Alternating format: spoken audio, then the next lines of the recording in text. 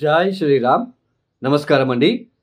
2025 సంవత్సరంలో శనిగ్రహ మార్పు అనేది జరుగుతున్నది. 2025 మార్చ్ 29వ తేదీ నుంచి శని కుంభరాశి నుంచి మీనరాశికి వెళ్ళి సంచారాన్ని ప్రారంభం చేస్తున్నారు. ఈ ఏదైతే శనిగ్రహ మార్పు మీనరాశిలో సంచారం జరుగుతున్నదో ఈ 2.5 సంవత్సరాల పాటు ద్వాదశ రాశుల వాళ్ళకి ఎలాంటి ఫలితాలు రాబోతున్నాయో తెలుసుకుందాం. ముఖ్యంగా దానికన్నా ముందు శనిగ్రహం గురించి కొన్ని విషయాలు మీకు చెప్తాను. ఎందుకంటే మీరు అర్థం చేసుకోవాలి అనే ఉద్దేశంతో దీన్ని ఎవరు కూడా సోది అని అనుకోవద్దు. ఇక్కడ ముఖ్యంగా మన జన్మ జాతకంలో శని ఏ స్థానాల్లో ఉన్నాడు, ఎలాంటి సిచ్యుయేషన్లో ఉన్నాడో తెలుసుకోవాలి. శని బలిష్టంగా ఉన్నప్పుడు ఎలాంటి ఫలితాలు వస్తాయో ఆ ఒక వ్యక్తికి, శని బలహీనంగా ఉన్నప్పుడు ఎలాంటి ఫలితాలు వస్తాయో మనం ముందుగా తెలుసుకుందాం. శని ఒక వ్యక్తి జాతకంలో బలిష్టంగా ఉన్నప్పుడు, శని అంటే ఏంటి, శనిగ్రహం అంటే ఏంటి, సమాజంలో ఉన్న మనకంటూ సమాజంలో ఒక గుర్తింపు ఉంది, సమాజంలో మంచి స్టేటస్లో ఉంటున్నాము, మంచి జాబు, అటు రాజకీయంలో కావచ్చు, అటు ఏదైనా బిజినెస్ వైజ్ కావచ్చు, మనం మంచి పొజిషన్లో ఉన్నామో అంటే దానికి కారణం శనిగ్రహం. పెద్ద పెద్ద మేనేజర్లు, పెద్ద పెద్ద పొలిటీషియన్స్కి అందరికీ కూడా శనిగ్రహం ప్రముఖమైన పాత్ర అనేది వస్తుంది. ఇక్కడ ఎందుకు అంటే మన కింద ఉన్న వాళ్ళందరూ మన మాట వినాలి అంటే అది అక్కడ శనిగ్రహం చాలా బలిష్టంగా ఉండాలి. శని ఎవరి జాతకంలో బలిష్టంగా ఉంటాడో అలాంటి వ్యక్తికి ఆత్మవిశ్వాసం ఎక్కువగా ఉంటుంది. తర్వాత భయం అనేది ఉండదు. సమాజంలో మంచి గుర్తింపు, పేరు ప్రఖ్యాతులు అనేది వస్తూ ఉంటాయి. తర్వాత ముఖ్యంగా ఈ ఒక జాబ్లో మెయిన్ కర్మకారకుడు, వృత్తికారకుడు శని బలిష్టంగా ఉన్న వ్యక్తి జాతకులకి ఉద్యోగం విషయంలో ఎటువంటి ఇబ్బందులు ఉండవు. తర్వాత సమాజంలో కీర్తి ప్రతిష్టలు ఎక్కువ అవుతూ ఉంటాయి రోజు రోజుకి కూడా. శని బలిష్టంగా ఉన్నప్పుడు ఇలాంటి మెయిన్ ఆత్మవిశ్వాసం, కాన్ఫిడెన్స్ అని అంటాం. దానికి రీజన్ ఎవరు అంటే శనిగ్రహం. అదే శని బలహీనంగా ఉన్న జాతకులు, శని బలహీనంగా ఉన్నప్పుడు ఆ వ్యక్తి ఎలాంటి సిచ్యుయేషన్ ఫేస్ చేస్తాడు, ఆత్మవిశ్వాసం ఉండదు, చుట్టూ భయం అనేది ఉంటుంది, సంఘంలో గౌరవ మర్యాదలకి హాని కలుగుతూ ఉంటుంది. తర్వాత వృత్తి వ్యాపారంలో అభివృద్ధి లేకపోవడము, ఏ చిన్న వృత్తి చేసుకుంటూ లైఫ్ని లీడ్ చేయవలసిన ప్రమేయము, సరైన ఉద్యోగ అవకాశం లేకుండా ఉండడము, ఇలాంటివన్నీ కూడా శని బలహీనంగా ఉన్నప్పుడు జరుగుతాయి. ఆ వ్యక్తి అంటే ఆ దశ వచ్చినప్పుడు, లేదా శని ఏ స్థానాల్లో ఉన్నాడు మీరు ఒకసారి చూడండి. ఇప్పుడు మీనరాశికి వెళ్ళి సంచారాన్ని ప్రారంభం చేస్తున్నారు శనిగ్రహం. మీనరాశిలో అష్టకవర్గ బిందువులు ఎన్ని ఇచ్చారో చూసుకోవాలి. అష్టకవర్గ బిందువులు చాలా ఇంపార్టెంట్. ఇప్పుడు కొంతమంది చెప్తూ ఉంటారు, ఇప్పుడు మీరు కామెంట్స్ కూడా చేస్తూ ఉంటారు, ఇప్పుడు ఈ రాశికి లాభశని, లాభగురు, అద్భుతంగా ఫలితాలు వస్తాయి, కోట్లు సంపాదిస్తారని తమ్నెల్ చూసి మీరు వెళ్ళి చూస్తూ ఉంటారు. బట్ అక్కడ మీరు కింద రాస్తూ ఉంటారు మీరు చెప్పినట్లు జరగట్లేదు అని. ఎందుకు? గోచారం వేరు, జన్మజాతకం వేరు. ఎలా మ్యాచ్ చేసుకోవాలి గోచారానికి జన్మ జాతకానికి? ఇప్పుడు మీకు ఒక ఎగ్జాంపుల్ ఇస్తాను. ఇప్పుడు మీకు తెలుసు ఆల్రెడీ ఏలనాటి శని, అర్ధాష్టమ శని, పంచమ శని, అష్టమ శని అని ఈ ఒక జన్మరాశి నుంచి, అంటే చంద్రుడు ఏ రాశిలో ఉంటాడో అది మనకి జన్మరాశి. ఆ జన్మరాశి నుంచి వ్యయస్థానానికి వచ్చినప్పుడు మనకి ఏళ్ళనాటి శని ప్రారంభం. ఏళ్ళనాటి శని అంటే 7.5 సంవత్సరాల పాటు ఉంటుంది.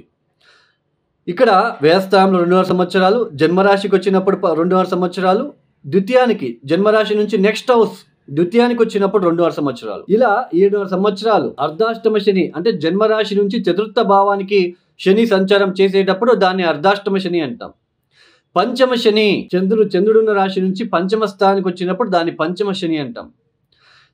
ఇలాంటి ఒక సిచ్యుయేషన్ ఉన్నప్పుడు ఇప్పుడు మీకు మీనరాశికి వెళ్ళి శని సంచారం ప్రారంభం చేస్తున్నారు. మీ జాతకంలో మీనరాశిలో శని ఎన్ని అష్టకవర్గ బిందులు ఇచ్చారో చూసుకోవాలి. ఏ 0, 1, 2, 3 ఇచ్చి ఉంటే ఆ ఒక ప్లేస్లో శనికి అక్కడ బలహీన పడ్డాడు అని అర్థం. బలహీన పడినప్పుడు ఆయన ఇబ్బందులు పెడుతూనే ఉంటాడు. ఈవెన్ ఏళ్ళనాటి శని, అర్ధాష్టమ శని కూడా, ఈవెన్ లాభస్థానానికి వచ్చినప్పుడు కూడా అష్టకవర్గ బిందువులు చాలా ఇంపార్టెంట్. ఇప్పుడు ఇప్పుడు మీనరాశిలో పుట్టిన ఒక వ్యక్తి ఉన్నాడు. ఇప్పుడు మీనరాశికి ఏళ్ళనాటి శని ప్రారంభమైంది. ఇప్పుడు జన్మరాశికి శని వస్తున్నాడు.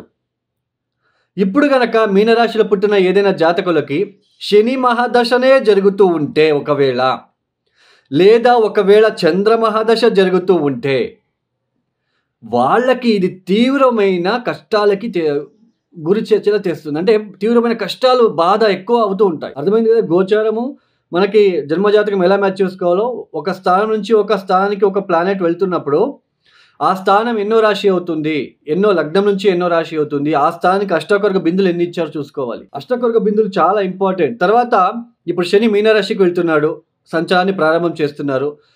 అక్కడ శనికి శత్రుగ్రహాలు ఏమైనా ఉన్నారా చూసుకోవాలి.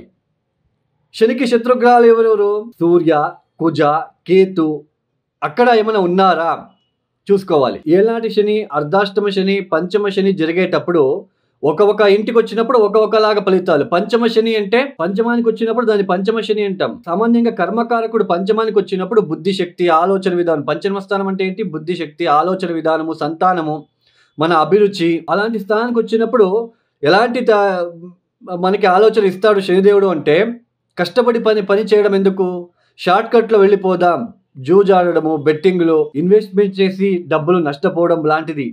అక్కడ అలాంటి సిచ్యుయేషన్ ఏర్పడుతుంది. ఒక ఇంటికి వచ్చినప్పుడు ఒక లాగా ఫలితాలు అనేది వస్తూ ఉంటాయి. అన్ని కూడా ఒకేలాగా ఉండవు. ఈ సమయంలో కూడా పరిహారాలు చాలా ఇంపార్టెంట్ అండి. జంప్ స్టోన్ వేసుకోవడము, నీలమణి జంప్ స్టోన్ వేసుకోగానే పంచమ శని, అర్ధాష్టమ శని ఇబ్బందులు తగ్గుతాయి అని నమ్మడము. తర్వాత నల్ల బట్టలు వేసుకోండి అని చెప్తూ ఉంటారు కొంతమంది. శని ఇబ్బంది పెట్టడానికి వచ్చినప్పుడు ఆయన వస్తువులు ఎందుకు వేసుకోవాలి అండి? అందులోన జంప్ స్టోన్ నాటే అంత మంచి ఫలితాలు వస్తాయి అని మాత్రం అనుకోవద్దు. ఒక జంప్ స్టోన్ ధరించగానే మనకి అంతా కర్మ నుంచి బయటపడతాము. This is fake sentence. Jump stone వేసుకోగానే మనకి ఉద్యోగాలు వస్తాయి, ఫేక్. మనకి ఇదే ఎందుకంటే మనము అతి ఆశ ఎక్కువైపోయింది. మనలో అతి ఆశ ఎక్కువైపోయి తొందరగా కర్మ నుంచి బయటపడాలి, లేదా తొందరగా నేను శ్రీమంతుడైపోవాలి అని అక్కడ నష్టపోతూ ఉన్నారు ప్రజలు. జంప్ స్టోన్ వేసుకోగానే అన్నీ అయిపోతాయి, మంచి ఫలితాలు వచ్చేస్తాయి. This is wrong sentence. ఎప్పుడు గుర్తుపెట్టుకోండి. మన కర్మానుసారంగా మనకి ఏదైనా దశాభుక్తి జరుగుతున్నప్పుడు మనమే కష్టపడి వేల కొద్ది చిన్న పరిహారాలు ఉన్నాయండి, వాటిని చేసుకుంటూ వెళ్ళాలి. అప్పుడే దాని నుంచి బయటపడతాం. సరే, ద్వాదశ రాశుల వాళ్ళకి ఎలాంటి ఫలితాలు వస్తాయో మనము ఒక్కొక్కటే ఇండివిజువల్గా తెలుసుకుంటూ వెళ్తాం. ఇక కుంభరాశి వాళ్ళకి ఈ 2025 సంవత్సరంలో మార్చి మాసంలో మారబోతున్న శని వలన ఎలాంటి ఫలితాలు రాబోతున్నాయో తెలుసుకుందాం. ఆల్రెడీ కుంభరాశి వాళ్ళకి ఈ ఏళ్ళనాటి శని ప్రారంభమై 5 సంవత్సరాలు అయింది. అందులోనే ఇప్పుడు జన్మరాశిలో శని సంచారం జరుగుతున్నది. అయితే 2025 మార్చి నుంచి జన్మరాశిని వదిలి ద్వితీయ స్థానానికి వెళ్ళి సంచారాన్ని చేయబోతున్నారు. సామాన్యంగా ఏళ్ళనాటి శనిలో 7 సంవత్సరాలు అంటే జన్మరాశి నుంచి వెనకిల్లు అంటే 12వ స్థానానికి వచ్చినప్పుడే ఈ ఒక ఏళ్ళనాటి శని ప్రారంభం అని అర్థం. ఈ 12వ స్థానంలో ఉన్నప్పుడు శని సంచారం చేసేటప్పుడు ఒకలాగా ఫలితాలు, జన్మరాశికి వచ్చినప్పుడు ఒకలాగా ఫలితాలు, ద్వితీయానికి వచ్చినప్పుడు ఒకలాగా ఫలితాలు. అందులోన ఈ కుంభరాశిలో పుట్టిన వాళ్ళందరికీ కూడా ఈ ఏళ్ళనాటి శని ఇబ్బంది పెట్టింది అని మీరు అనుకుంటే అది రాంగ్ అండి. ఎవరికి ఎక్కువ ఇబ్బందులు, ఎవరికి తక్కువ ఇబ్బందులు మనకి ఇక్కడ తెలుసుకోవచ్చు. ఎవరికి ఎక్కువ ఇబ్బంది ఫేస్ చేసి ఉంటారు అంటే, ఎవరికైతే శని మహాదశ, చంద్ర మహాదశ జరుగుతూ ఉంటే వాళ్ళకి ఎక్కువ ఇబ్బందులు మీరు ఫేస్ చేసి ఉంటారు. సామాన్యంగా జన్మరాశికి శని వచ్చినప్పుడు జన్మ శని అని అంటాం. ఈ జన్మ శని సమయంలో ఎలాంటి ఫలితాలు మనం ఫేస్ చేసి ఉంటామంటే, అపవాదాలు, అవమానాలు, మనం చేయని తప్పుకి అపవాదాలు మన మీద వచ్చి ఉంటుంది. ఈ సమయంలో ఏదైనా సర్జరీ లాంటిది కూడా జరిగి ఉండే ఆస్కారాలు, అది డిపెండ్స్ ఆన్ అష్టకర్గ బిందువులు, తర్వాత దశాభుక్తి, తర్వాత శారీరకంగా బద్ధకము, ఉద్యోగం వదిలేసి ఇంట్లో కూర్చొని ఉండిపోవడము, లేజీగా ఉండడము, బ్యాడ్ హ్యాబిట్స్ కి గురి అవ్వడము, భార్యాభర్తల మధ్య కలహాలు, ఇలాంటివన్నీ ఎక్కువగా మీరు ఫేస్ చేసి ఉంటారు. బట్ ఏ వ్యక్తి ఎక్కువగా ఇలాంటివి చాలా బాధపడి ఉంటారు అంటే, ఎవరికైతే శని మహాదశ, చంద్ర మహాదశ జరుగుతూ ఉంటుందో వాళ్ళు ఎక్కువ ఈ నెగిటివ్ ఇంపాక్ట్ ని మీరు ఫేస్ చేస్తూ ఉంటారు. అయితే జన్మరాశిలో శని సంచారం ముక్తాయం అంటే క్లోజ్ అవుతున్నది. ఇక మీద ఈ మార్చ్ మాసం నుంచి అంటే మార్చ్ ఎండింగ్ నుంచి మీకు ద్వితీయ స్థానానికి వెళ్ళి సంచారం చేయబోతున్నారు. ఇప్పుడు ఎలాంటి ఫలితాలు? ద్వితీయ స్థానంలో శని అనగానే మనం చెప్పేయచ్చు జనరల్గా. బట్ నేను ఇక్కడ చెప్పేది ఏంటి అంటే, మీ జన్మ జాతకంలో మీనరాశి అంటే మీరు కుంభరాశి ఇప్పుడు ద్వితీయానికి వెళ్తున్నాడు. అంటే మీనరాశి ద్వితీయ స్థానం అంటే మీనరాశి. ఆ మీనరాశిలో శనికి శత్రుగ్రహాలు ఏమైనా ఉన్నారా చూసుకోండి మీ జన్మజాతకంలో. ఏ సూర్యుడో, ఏ కుజుడో, ఏ కేతువో ఉన్నారో చూసుకోండి. ఒకవేళ సూర్యుడో, కేతునో, కుజుడో ఉంటే ఎలాంటి ఫలితాలు? ఆకస్మికంగా ధన నష్టము, పంటికి సంబంధించిన అంటే మౌత్‌కి సంబంధించిన విషయాల్లో ఇబ్బందులు, అంటే అల్సర్ లాగా, ఎక్స్‌ట్రా హీట్ వలన, టీత్‌కి సంబంధించిన ఇబ్బందులు, లేదా ఏదైనా యాక్సిడెంట్‌కి గురి అయ్యి మౌత్‌కి సంబంధించిన పెయిన్ లాంటిది మీకు రావడము.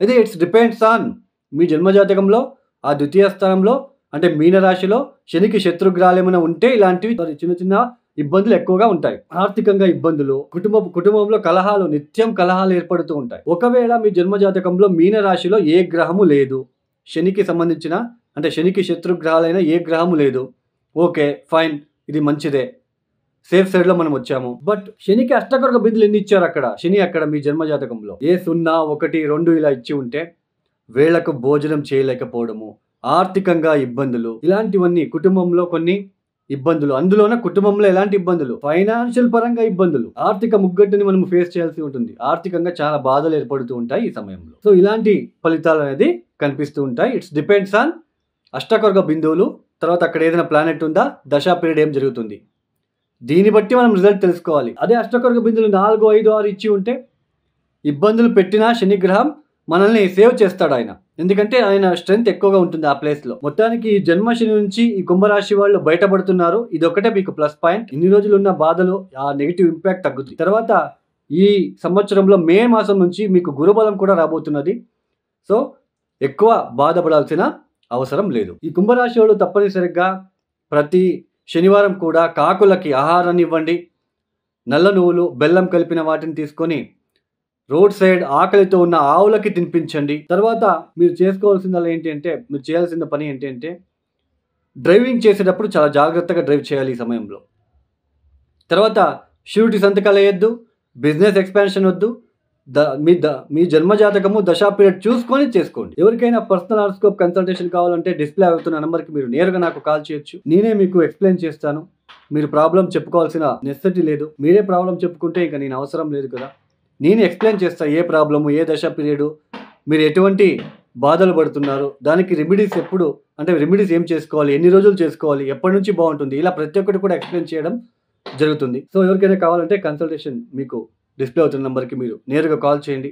ఈ యొక్క వీడియో మీకు నచ్చితే లైక్ చేయండి, షేర్ చేయండి, సబ్స్క్రైబ్ చేసుకోండి. సర్వే జనో సుఖినో భవంతు. ధన్యవాదములు. జై శ్రీరామ్.